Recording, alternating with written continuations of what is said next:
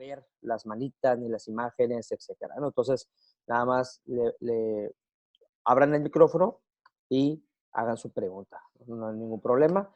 El curso o la plática dura 2 horas, ¿sí? El enfoque es ver totalmente lo que es la norma 035, tener un mejor entendimiento, muchos mitos sobre la norma 035, y eso ha generado bastante incertidumbre, sobre todo sobre esta norma, ¿no? Que si nos van a multar, que si el trabajador nos va a poder demandar por estrés. Y el tema de las multas es algo que creo que le preocupa a muchas personas. Algo que le comenté al grupo de ayer, sin ni la intención de ofender, ni mucho menos, yo creo que el enfoque debería ser preocuparnos por la implementación. Si implementamos la norma, no vamos a tener que preocuparnos por multas. Ahora, el proceso para las multas no es como que te van a auditar y te van a multar en el momento. Hay todo un proceso que hay que seguir para poder llegar a la multa, ¿no? Entonces, en esa parte, Secretaría del Trabajo, en sus procesos normales de inspección, pues sí hay cierto manejo, te permite cierto manejo como empresa para lograr cumplirlo, ¿no? Entonces, sé que sí son multas grandes, pero son fuertes para esta norma o como cualquier norma de las que existen actualmente, ¿no? Silvia, que en mi caso solo conocerlo sobre la implementación para empresas de 2.400 empleados, soy psicóloga, 2.400, sí es bastante, bastantes personas, pero mira, Silvia, aquí lo importante es, cuando son más de 50 personas, tú tienes dos opciones. Tú lo aplicas las guías de referencia a todos, o bien las guías de referencia tú la puedes aplicar a una muestra cuando son empresas de más de 50 personas. Entonces no tienes que aplicar el análisis e identificación de riesgos psicosociales, que es la guía de referencia 3, que es prácticamente un estudio, una prueba, una encuesta que le haces a los trabajadores. No se la tienes que aplicar a todos. Nada más, no se lo tienes que aplicar a las 2.400 personas. Simplemente aplicarías este test, por decirlo de alguna manera, a una muestra representativa. ¿Cuáles son los objetivos del tema? Bueno, conocer cuáles son los efectos en las organizaciones relacionados a los factores de riesgo psicosociales.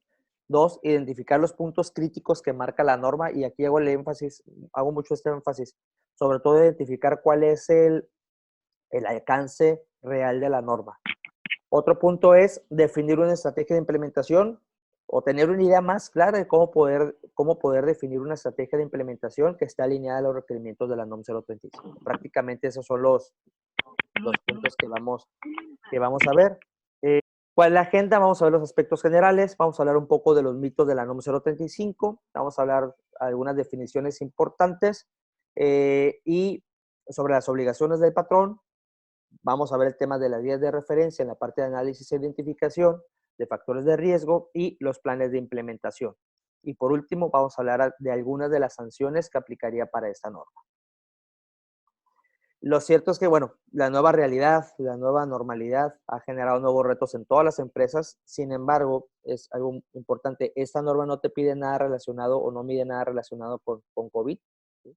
Entonces, no, ese tema de COVID no lo toca prácticamente esta norma.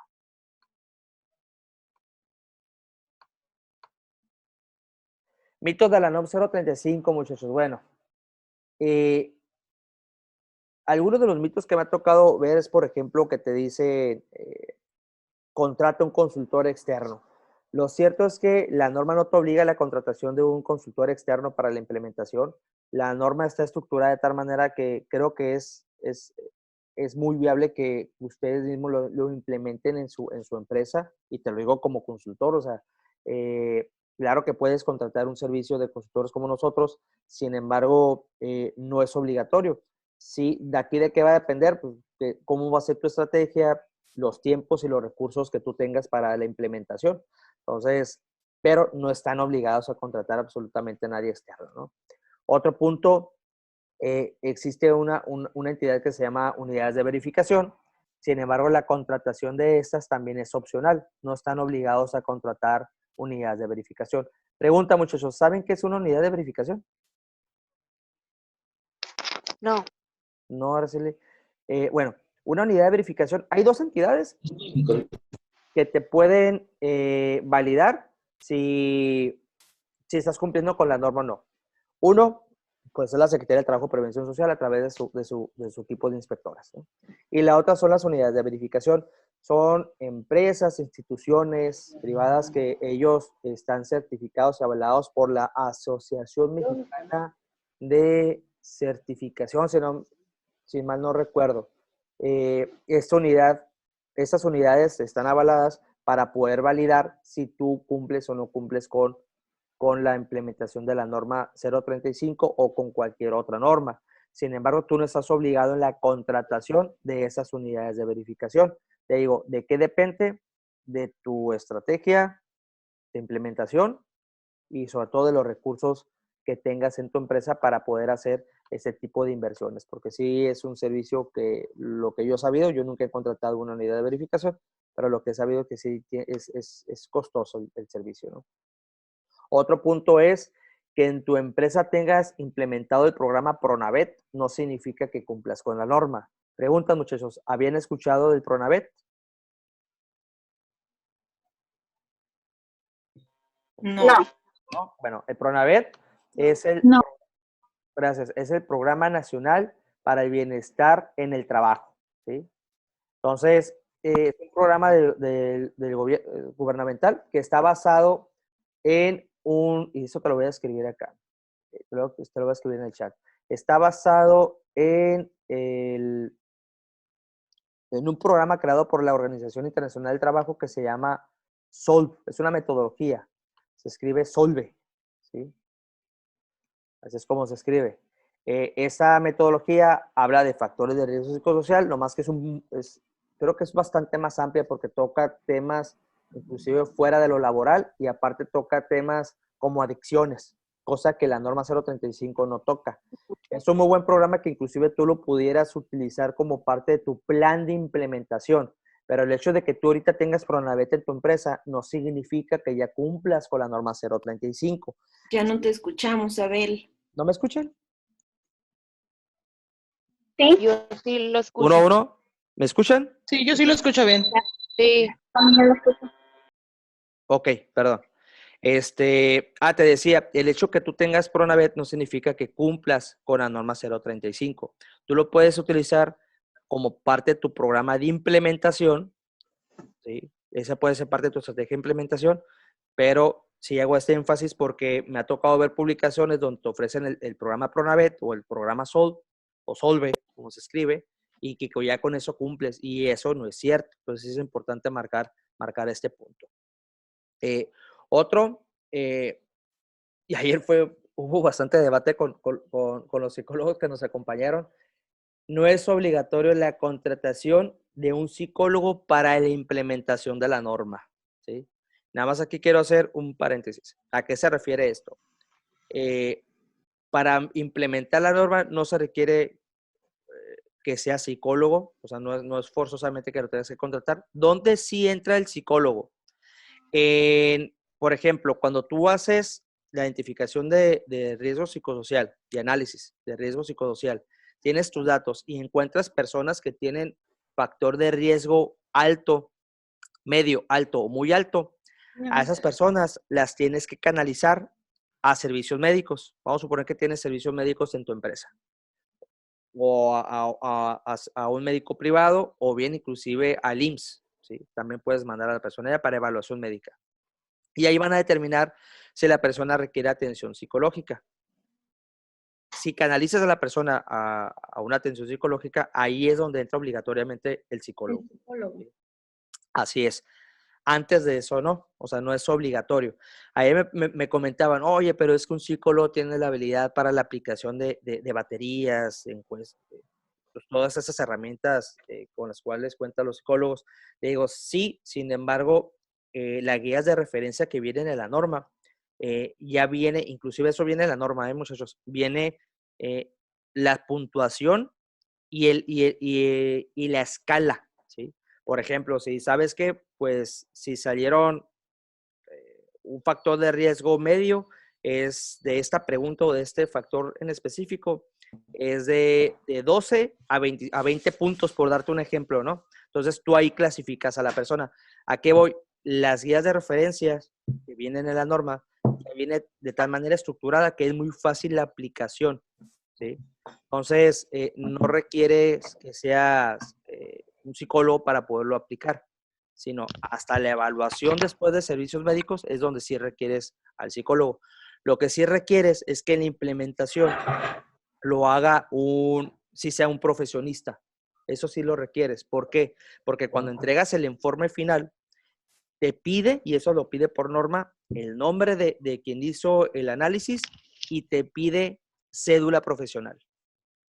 ¿Sí? Entonces, ahí sí es donde entra el profesional, el profesional. ¿Sí? O sea, sí tiene que ser un profesionista, perdón, pero no necesariamente tiene que ser un psicólogo. Otro punto es, no contempla la obligación de una certificación. De hecho, no hay certificación sobre la norma 035. Me llama mucho la atención que me preguntaban, oye, ¿y esto se cuenta como certificación? Oye, ¿y dónde me puedo certificar? No existe certificación de la norma 035, ¿sí? Hasta ahorita no existe una certificación como tal. No existe la obligación que contrate los servicios de algún curso de liderazgo tampoco. ¿Sí? Tampoco yoga organizacional o coaching o inteligencia emocional, entre otros. Lo único que sí te pide la norma es, en cuanto a capacitación, es que, bueno, que tengas tu proceso de capacitación de tal manera de que a la gente de tu organización la capacites para hacer sus funciones, ¿sí? Pero no especifica qué entrenamientos. Y otro punto que sí te pide la norma es que tienes que darle capacitación para sensibilizar sobre la norma a supervisores, gerentes y directores de la planta. Eso sí es obligatorio, ¿sí? Sí tienes que entrenar a la gente al menos a los líderes, sobre la norma y sobre todo sensibilizar cómo lo importante que es cuidar los factores de riesgo psicosocial y cuidar la parte de violencia laboral. Entonces, ahí sí tienen que capacitar a las personas. Y bueno, y aquí, ¿qué es lo que puede pasar? Si ustedes trabajan en una empresa y dice, oye, ¿cómo hago yo para capacitar a mi gente? Ustedes pueden capacitar al personal, no necesitan contratar a alguien externo para esta parte de sensibilización. ¿Qué es lo que pueden hacer? Lo único que tienen que comprobar es, por ejemplo, ustedes están tomando este curso y a lo mejor tomaron otro tipo de capacitaciones, pues lo único que necesitan es su DC3, su diploma, que los avalen que tomaron esos cursos y ustedes como empleados sí les pueden dar la capacitación internamente a sus directores, a sus gerentes y a sus supervisores y ustedes sí pueden firmar DC3 internos, ¿sí? Internamente ustedes sí podrían entregar DC3 a las personas y esa es evidencia de que estás capacitando a tu personal, ¿sí? Entonces, ese es algo que pudieran hacer también como estrategia, ¿sí? O lo otro, si ustedes deciden contratar a alguien externo. Pero eso ya te repito, depende de tu estrategia y de los recursos con los cuales cuenta tu empresa. A ver, acá te dan algunas preguntas. Me preguntan, para entrenar a las jerarquías altas, si dicen que no lo necesitan, un comentario cómo atender esto. Mira, Alex, aquí la ventaja es que no se trata que lo necesiten, es una norma y tienen que cumplir con ella. Entonces, aquí no se trata de que quieran o no, porque en una inspección todos los directores, supervisores y gerentes deben de cumplir esto. Así que esa es una ventaja, la verdad, ¿eh? O sea, llegar y decir, ¿sabes qué, jefe? Lo siento mucho, pero lo tenemos que hacer porque es parte de la norma y que entran al curso. Entonces, esa parte no es de que si quieren, es obligatorio. Comenta Nadia sobre, no requiero ser DC5 para firmar DC3. Internamente en tu empresa, no. Lo que sí necesitas es comprobar que estás capacitada para poder dar el tema que estás dando, ¿sí? Por ejemplo, ¿cuándo sí necesitas DC5 para dar DC3? Cuando eres agente capacitador externo. De hecho, el DC5 es para darte de alta como agente capacitador externo. En mi caso, yo estoy dado de alta como agente capacitador externo y por eso yo ahorita yo te puedo otorgar DC3 aparte del diploma, ¿no? Pero eso es un proceso que haces aparte para Secretaría del Trabajo. Pero tú internamente sí lo puedes entregar. ¿Sí? Si alguien tiene dudas sobre toda esta parte de agente capacitador externo, el otro grupo me pidió una reunión de media hora, una hora lo mucho, se extendió la última vez, sobre cómo es el proceso de agente capacitador externo. Por si a alguien le interesa, pues bueno, mandaré la información por los grupos de WhatsApp también, ¿no? Y es una reunión gratuita, no es un servicio que se vaya a cobrar. Simplemente para aclarar esta parte de la agente capacitador externo. Bueno, las acciones de control, dice la norma, depende mucho del análisis de los factores de riesgo psicosocial. ¿A qué voy con esto? Bueno, ¿cuál es el mito? ¿O qué es lo que me ha tocado ver en redes sociales? Me ha tocado ver empresas que están ofreciendo el servicio de te entregan la política hecha, te entregan procedimientos hechos, te entregan prácticamente todo el paquete para que ustedes únicamente pongan pongan su logo y le hagan algunos ajustes. La verdad está interesante el servicio, sin embargo, sí es importante que entendamos que las acciones y la implementación pues va a variar mucho de cada empresa. O sea, no es como que hagas un copy-paste en todas las organizaciones, porque va a depender mucho de qué factores de riesgo psicosocial salieron altos en tu empresa, ¿no? Entonces, sí es importante también aclarar que pues, cada centro de trabajo pues, va a tener sus particularidades, ¿no? Y tenemos que atender esas particularidades. Otro punto interesante aquí, se habla mucho sobre que el empleado nos va a poder demandar por estrés laboral, que esta norma lo va a permitir. Lo cierto es, bueno, eso es falso, porque la norma no contiene ningún instrumento para la medición del estrés. La norma mide factores de riesgo psicosociales. La norma prácticamente lo que toma es la impresión que tiene el empleado sobre su entorno laboral, ¿sí? Entonces, no habla del estrés, no habla sobre qué tan, no va a clasificar qué tan estresados o no estresados esté la gente, ¿sí?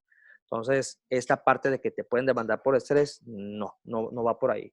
Me tocó ver en TikTok, a alguien que está hablando de la norma 035 y que decía esto: si tú como empleado, ves que tu empresa no está aplicando la NOM 035, tú puedes ir a Secretaría del Trabajo a hacer una denuncia anónima y que Secretaría del Trabajo inmediatamente iría a tu empresa y evaluaría el estrés psicológico de los trabajadores. Algo sí mencionaban en el video. Eso es falso. Que sí es cierto, el empleado sí puede ir a hacer una denuncia anónima, sí. Pero ¿cuál es el proceso? Secretaría del Trabajo llegaría a la empresa y te inspeccionaría lo que viene la norma. No va a evaluar las condiciones psicológicas de tu empleado. ¿Por qué? Porque la norma no tiene ese alcance. Entonces, sí es importante que cuidemos. De repente hay ese tipo de información en redes sociales que más que ayudar desinforman bastante, ¿no? Entonces, no va por ahí la norma. Esta norma tiene un carácter preventivo. El estrés es una consecuencia de una alta exposición a factores de riesgo psicosocial.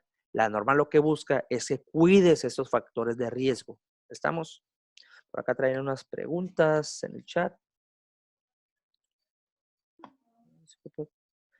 ¿Conoces?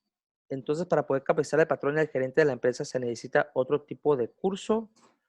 No, o sea, me refiero a la parte de sensibilización, pues prácticamente es este tema, nada más haciendo énfasis en la parte de cómo ellos impactan a la organización, pero esto te pudiera servir. O sea, ya con la DS3 de este curso, tú pudieras dar el tema de la NOM 035 en tu empresa. Carla dice que sí por acoso laboral. Sí, a lo que voy, tú puedes demandar por acoso laboral con o sin la norma 035. Es a lo que me refiero, pues. O sea, no es que a raíz de la norma 035 ya nos puedan demandar por acoso laboral. Entonces, es a lo que me refiero, pues, ¿no? Tengo una duda. Dígame. ¿Qué pasa si detectamos a algún empleado que requiera como la atención psicológica y el empleado se niega a ir a terapia o algo así? Mira, te voy a platicar, a mí no me ha tocado, en las empresas que he colaborado con esta norma, no me ha tocado esa situación. Sin embargo, cuando me entrevisté con una inspectora de Secretaría del Trabajo para hacer este curso, ella me dio información.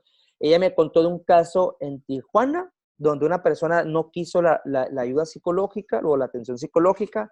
Entonces, lo que hicieron fue, Recursos Humanos lo que hizo fue creo que le llaman carta de hechos, donde le explicaban por qué era importante que acudiera. le daban los objetivos de ese programa, pero el empleado la firmó renunciando a esa actividad. ¿Sí me explico?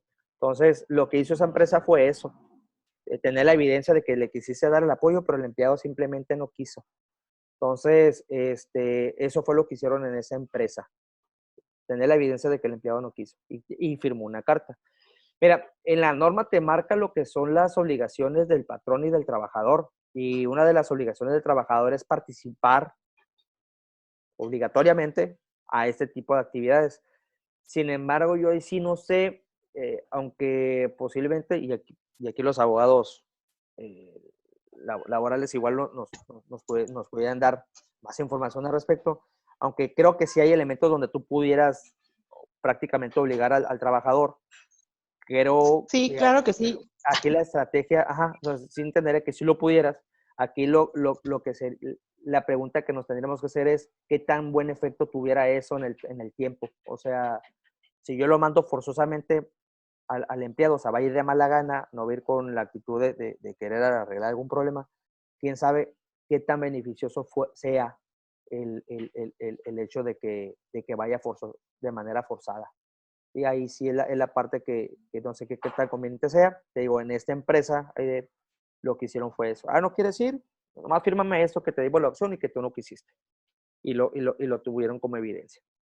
Eso fue lo que me comentó Secretaría del Trabajo. Sandra, dime. Perdón, efecto, para contribuir un poquito con los compañeros, efecto dentro del ámbito laboral, la Ley Federal del Trabajo establece tanto los patrones como los trabajadores tienen derechos y obligaciones, y una de sus obligaciones de los trabajadores es someterse a estudios médicos, a capacitación, adiestramiento. En efecto, se tiene que dejar constancia, pero sobre todo para robustecer en un momento dado que el trabajador pudiese demandar, pero ya queda una constancia y todo esto se tiene que hacer evidentemente ante las instancias pertinentes que todavía son las juntas o directamente ante la Secretaría de Trabajo y Previsión Social, que sería como una cuestión tipo para procesal, decirle, ¿sabes qué? Mi trabajador no se somete, yo ya le di el aviso, se niega a tomarlo, bueno, yo como patrón pues me protejo de esta parte, ¿no? Sí es. Pero entonces sí es así. Sí, es para protegerse prácticamente. Muchas gracias, Bueno, Sandra. De Muchas nada. gracias. Bueno, no sé si te quedó un poquito más claro ahí, ahí de la información. Sí, gracias. ¿Sí? Bueno, continuamos. Te repito, la norma no contiene ningún instrumento para realizar evaluaciones psicológicas, no contiene cuestionarios para identificar trastornos mentales o un método para conocer variables psicológicas internas. Entonces, no va por ahí. Ese no es el alcance de la norma, pues, ¿no? Otro de los, bueno, dudas hasta aquí, muchachos. ¿Alguna duda hasta aquí? Si no, para brincarme a la parte de aspectos generales, que es lo que debimos de haber, como dice Esteban, podría no funcionar si se obliga al trabajador. Ok. Ninguna duda, perfecto. Bueno, en esta parte de aspectos generales vamos a hablar acerca de lo que ya deberíamos de haber tenido desde el 2019 y lo que ya deberíamos de haber tenido en este año, ¿no? ¿Cuáles son los puntos que debemos de haber cumplido ya? Pregunta, muchachos, ¿quiénes están en su empresa prácticamente de cero?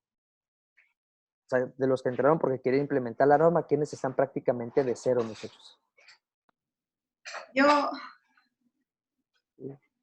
¿Se le paró? Aide. Aide.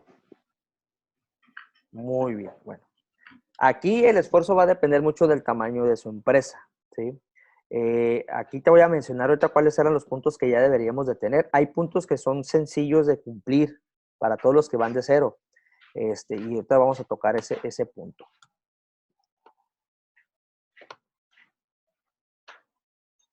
Perdón, ¿eh? ¿Cuáles eran esos puntos que ya debemos de haber tenido desde el 2019? Primero, identificar a los trabajadores que fueron sujetos a un acontecimiento traumático severo, que es la aplicación de la guía de referencia 1. Y esto nada más con durante o motivo del trabajo.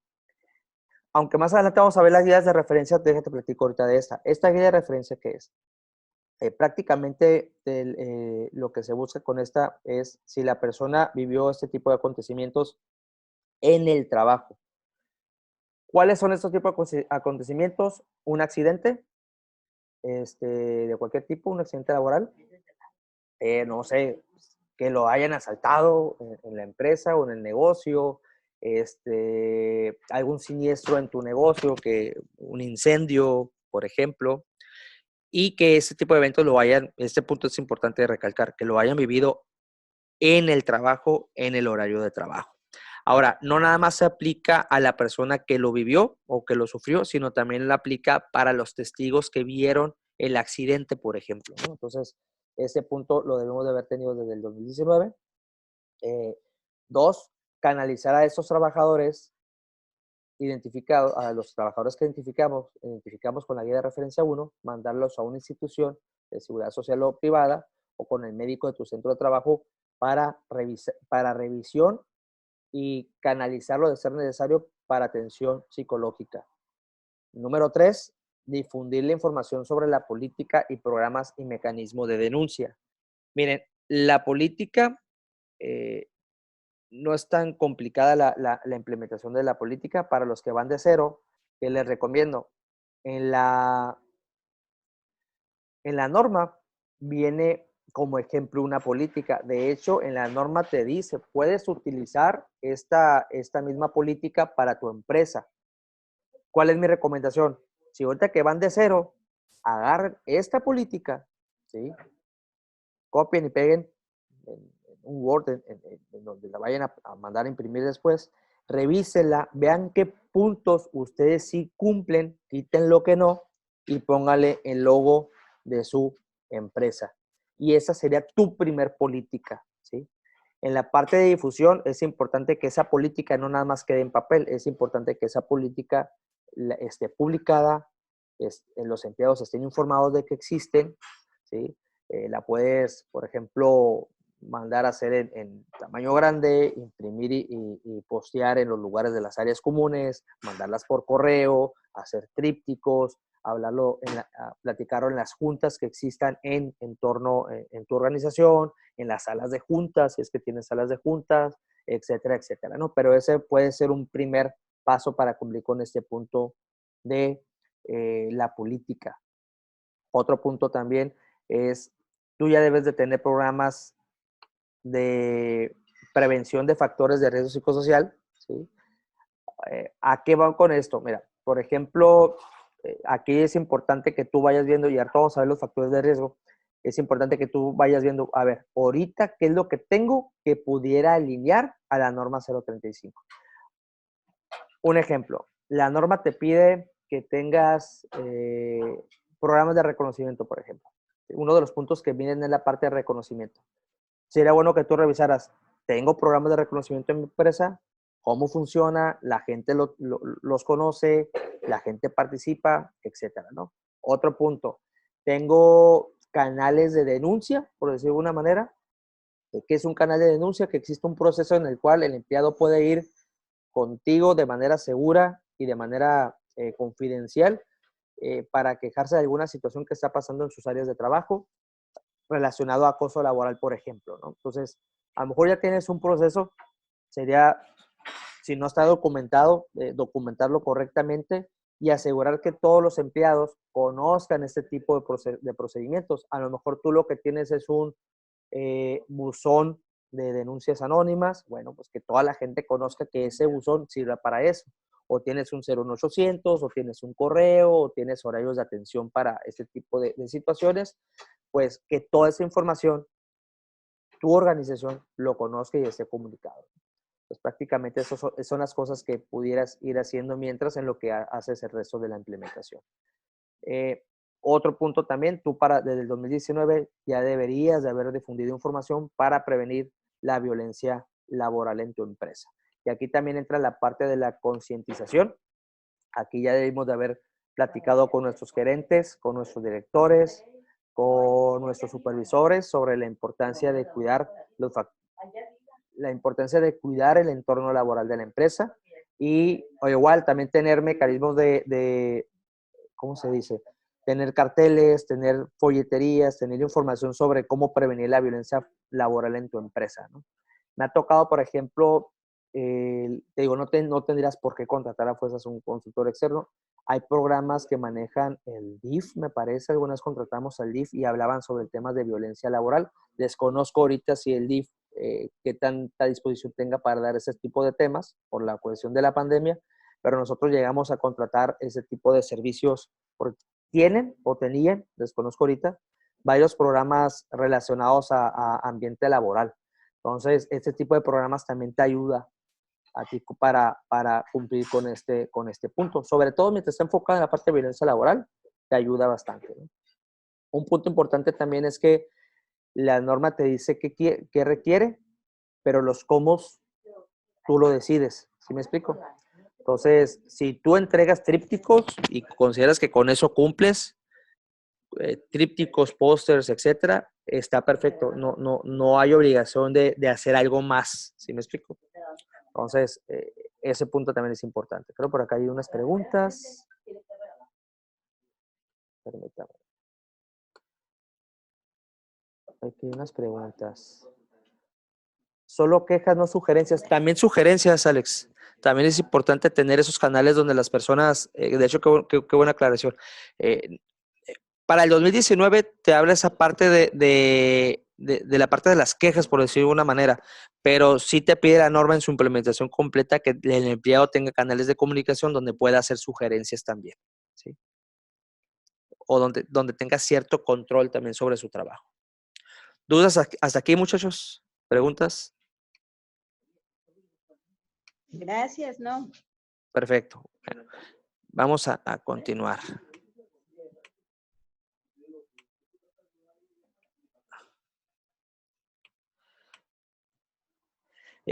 ¿Cuáles son las medidas requeridas para el 2020? Bueno, en 2020 ya nos piden que hagamos la identificación y análisis de los factores de riesgo psicosocial, así como la evaluación del entorno organizacional. A estos puntos ya nos referimos a la guía de referencia 2 y a la guía de referencia 3. Tú vas a aplicar una o la otra dependiendo del tamaño de tu empresa, pero ya para el 23 de octubre de este año ya la debiste de haber tenido. Otro punto es tener un programa de atención como resultado de la identificación y análisis, ¿sí? O sea, ¿a qué me refiero? Tú ya hiciste tu aplicación de leyes de referencia, identificaste las oportunidades de mejora y haces un plan de acción para mejorar esas condiciones, ¿sí? Otro de los puntos es practicar exámenes médicos y evaluaciones psicológicas al trabajador o a los trabajadores expuestos a violencia laboral y a los factores de riesgo psicosocial. Ese punto ya lo deberían de tener para estas fechas. Otro es presentar evidencia de los resultados de la identificación de factores de riesgo y medidas de control. ¿Qué es esto? Cuando tú ya terminas tu evaluación, uno de los puntos que te pide la norma es que tú tienes que publicar los resultados generales, ¿sí? No los específicos, pero sí los resultados generales de la aplicación de la guía de referencia 2 o 3. ¿A qué me refiero? No sé, algo así como que aplicamos la norma, aplicamos la guía de referencia, identificamos estas oportunidades de mejora y vamos a hacer esos planes de acción para mejorar esas condiciones. Eso sí tiene que estar al alcance de los empleados. ¿Qué es la parte que tienes que mantener en estricta confidencialidad? La información de aquellos empleados que salieron con factor de riesgo psicosocial medio, alto y muy alto, ¿no? O sea, la parte de el nivel de evaluación a nivel persona, esa parte sí la tienes que tener tú aparte, ¿sí? O sea, tiene que, cuidando de la confidencialidad de la información de ellos, ¿sí? Otro punto tiene que ver con el listado de los nombres de los trabajadores a los que se les practicaron los exámenes y evaluaciones clínicas. Tú tienes que tener un archivo o expedientes de esos trabajadores, tienes que tener un listado. Si salieron 10 personas, pues tienes que tener 10 expedientes donde vienen sus resultados, qué evaluaciones están realizando y cuál es el plan de acción personalizado para cada uno de ellos, ¿sí? Hay una pregunta. Perdón. ¿Qué es la norma 035? Bueno, ¿qué es lo que sí es la norma 035? Pues es una norma que establece los elementos para identificar, analizar y prevenir los factores de riesgo psicosocial, así como para promover un entorno organizacional favorable en los centros de trabajo. y su alcance es este, muchachos. El alcance de la norma está enfocado nada más en la identificación y análisis y generar planes de acción para prevenir los factores de riesgo psicosocial. El estrés, el burnout, el mobbing solamente son consecuencias de los factores de riesgo psicosocial, pero la norma no está atacando este punto. A esto me refiero que la norma tiene un carácter más preventivo, ¿sí? La norma te permite, y aquí es donde entra la ayuda de los expertos psicólogos, la norma te permite que una vez que identifiques personal con un factor de riesgo alto, tú le puedes aplicar evaluaciones adicionales para identificar estas situaciones. Eso sí te pide, esa opción sí te la da la norma. Ahora, los efectos en la salud, como la ansiedad, trastornos de sueño, etcétera, pues son efectos de estas condiciones. Entonces, pero eso tampoco lo ataca la norma. La norma se queda hasta la identificación, análisis y planes de acciones para mitigar esas condiciones. Vamos. Ahora sí, ¿cuáles son las obligaciones del patrón? Una característica que tiene esta norma es que tiene responsabilidades diferenciadas según el tamaño de la empresa, ¿sí? Por ejemplo, las empresas de 1 a 15 personas tienen que cumplir con estos requisitos. Adoptar medidas para prevenir y controlar los factores de riesgo psicosocial, identificar a los trabajadores sujetos a acontecimientos traumáticos severos y canalizarlos, difundir información sobre las medidas de prevención, política, mecanismos de denuncia y acciones y programas para la prevención de los factores de riesgo psicosocial o la promoción de un entorno laboral favorable. Entonces, estos son los puntos que deberían de cumplir las empresas de 1 a 15 personas. Por ejemplo, alguien había comentado, creo que su empresa son 13 personas. Esos serían los puntos, únicamente estos puntos con los cuales tendría que cumplir esta empresa, ¿no? Ahora, cuando son empresas de 16 a 50 personas, pues ahí sí ya tienes que aplicar lo que son la guía de referencia 2, que es para identificar y analizar exclusivamente los factores de riesgo psicosocial. Y una vez teniendo los resultados, se tiene que difundir esos resultados en la organización. Para aquellas empresas que son más de 50 trabajadores, pues ellos aplican la guía de referencia 3, que en esta guía de referencia 3 se evalúa tanto los factores de riesgo como el entorno organizacional favorable. Y aquí ya te piden que hagas exámenes médicos y evaluaciones psicológicas a los trabajadores expuestos a violencia laboral y también te pide la parte de difundir los resultados de la evaluación del entorno organizacional. Entonces, a grandes rasgos, esas son las responsabilidades que tiene cada empresa según el tamaño de su organización. No sé si aquí en este punto, para las empresas que lo quieren implementar, tengan alguna pregunta sobre ese punto en específico, muchachos. Hola, buena tarde. Hola, Nadia. Hola, Abel. Yo tengo, bueno, dos preguntas con respecto a esta situación, abarcando el punto anterior que ya mencionaste. Con respecto al listado de las personas que salieron afectados con factores de riesgo, por ejemplo, en el caso de empresas que son muy grandes y que en este caso la decisión de la empresa fue generar un muestreo. Yo sé que la empresa está cumpliendo, pero ¿qué sucede con todas esas personas que probablemente, porque estamos tomando un muestreo, o sea, no sabemos qué pasa con la otra población, con el otro universo? A pesar de que estamos cumpliendo como empresa al momento de generar nuestro muestreo y que tenemos detectado o que supongamos que no salió nadie con ningún tipo de riesgo, ¿qué sucede con esas otras personas? Aquí la recomendación es la siguiente. Tú puedes identificar personas que hayan sufrido alguna situación en tu empresa de dos maneras. Una, con la guía de referencia 3, que por lo que entiendo fue la que aplicaron ustedes, y la otra es la guía de referencia 1. La guía de referencia 1 es la que busca identificar a aquellas personas que sufrieron algún acontecimiento traumático severo. Inclusive incluye alguna cuestión de violencia laboral. Entonces, ¿cuál es mi recomendación? La que haces por muestra es la guía de referencia 3, pero la guía de referencia 1 yo les recomiendo que se la apliquen a todos los empleados, ¿sí? Es decir, aplíquensela a todos. Ahora, ¿qué es lo que sucede? Aquí hay dos recomendaciones con esa guía de referencia y me voy a adelantar un poco a ese punto. ¿Sí? Sí. Tú primeramente se la aplicas a todos. ¿Sí? La guía es muy sencilla, o sea, son varias preguntas, pero si en la primera pregunta te dice algo así como, ¿has sufrido un acontecimiento traumático severo en los últimos 2 meses? Algo así te dice la pregunta.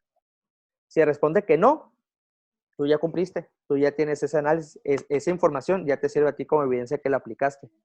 ¿Sí me explico? Los que te digan que sí, pues a ellos los tienes que canalizar también. Entonces, ahí ya cubres prácticamente a todo, ya prácticamente cubres a toda tu población. Ahora, ¿cuál es la segunda recomendación que yo te hago? Si en tu empresa tienen un procedimiento de investigación de accidentes, por ejemplo, yo les recomiendo que esa guía de referencia 1 la integren a su procedimiento de investigación de accidentes. ¿Por qué? Porque cuando tú haces la primera implementación y se lo aplicas a todos. Después de los 3 meses pasa una situación, un siniestro, alguien se accidenta en tu trabajo, etcétera, tú ya tienes integrada esa guía de referencia 1 en tu procedimiento de investigación. Entonces, ahí ese tipo de agregarla a tu procedimiento te va a ayudar a ir actualizando esa base de datos. ¿Sí me explico? Entonces, yo creo que esa es la Sí. manera en que te pudiera ayudar en tu empresa cuando son empresas grandes.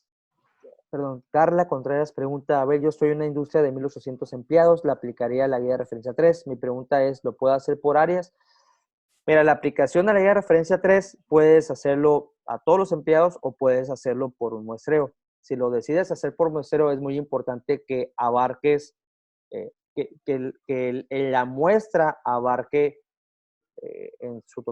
que abarque en medida de lo posible las áreas, género y turnos. ¿A qué voy? Vamos a suponer si en mi área de la industria maquiladora, el área de producción es la que tiene más personas, pues en mi proporción de la muestra tengo que tener más personas de la gente de producción. ¿Sí me explico? Y aparte, si tengo más hombres o mujeres, pues en mi proporción de muestra tiene que estar de esa manera. No sé si me estoy explicando correctamente. Te voy a dar un ejemplo. Una empresa que eran de 2,500 empleados, hicimos una muestra, sacamos todo el headcount, sacamos por área, cuánta gente había por área, cuánta gente había por turnos, cuántos hombres y mujeres, y en esas proporciones elegimos la muestra, ¿sí? Y eso con la intención de cumplir con esta parte de la norma, ¿sí? Pero si, más que hacerlo por cada área, si están en la misma empresa, yo te recomendaría que lo hagas por muestreo, pero que lo hagas de esta manera, tratar de cumplir con las proporciones como tiene la distribución de headcount en tu empresa. Si va incrementando, no hay problema, tú tomas como base lo que tienes ahorita, ¿sí? En algún momento tienes que partir, no puedes estar haciendo pruebas y pruebas y pruebas, en algún momento tienes que partir. Por ejemplo, en la empresa donde estábamos, y esto lo validamos con Secretaría del Trabajo, tenían 2,500 personas, pero en un mes iban a subir a 1,000 personas más. Entonces, lo que platicamos con Secretaría del Trabajo es que nos van a tomar como punto de referencia de cuando iniciamos el proceso de implementación. Entonces, hicimos el muestreo con las 2,500 personas. ¿Las guías de referencia se pueden modificar? No. Las guías de referencia, bueno, sí, no te voy a decir por qué. Tú puedes utilizar cualquier instrumento que tú consideres para aplicar, para hacer la identificación de factores de riesgo psicosocial. Sin embargo, tú ese instrumento lo tienes que validar y el proceso de validación también viene de la norma y es un proceso pues bastante complicado. Mi recomendación es que uses la guía de referencia tal cual. Si tú cambias el sentido de alguna pregunta porque para ti no es tan entendible, el inspector la puede considerar, estás usando otro instrumento, no estás usando las guías de referencia de la norma y te puede requerir la ficha técnica de donde tú validaste esa guía de referencia. Y la guía de referencia, si mal no recuerdo, en la norma lo que menciona es que, por ejemplo, tú por cada empleado que le vas a aplicar, la tienes que validar 10 veces. Entonces, si tú le vas a aplicar a 50 personas, tú tendrías que hacer 500 aplicaciones para validar ese instrumento. Entonces, mi recomendación es que utilices la guía de referencias que vienen tal cual en la norma. Pregunta, obligaciones del trabajador. lógicamente abstenerse a prácticas contrarias al entorno organizacional favorable, informar por escrito al patrón directamente o a través de servicios preventivos de seguridad o la Comisión de Seguridad e Higiene si sufrió algún acontecimiento traumático severo. ¿Sí? Otro punto es, y esto es lo que hablábamos al principio, ¿no? Someterse a los exámenes médicos y evaluaciones psicológicas que determinan la presente norma y o normas oficiales mexicanas que al respecto emita la Secretaría de Salud. Entonces, y eso lo platicó, si mal no recuerdo, Sandra creo que lo comentó, ¿no? Entonces, laboralmente sí pudiéramos obligar a los trabajadores a que se sometan a los exámenes médicos, a las evaluaciones psicológicas. En caso de no, y fue la recomendación que hicimos al principio, pues sí tener evidencia de que el empleado es el que está rechazando la ayuda y no es que tú se la estés negando, ¿no? Entonces sí es importante protegernos en ese sentido.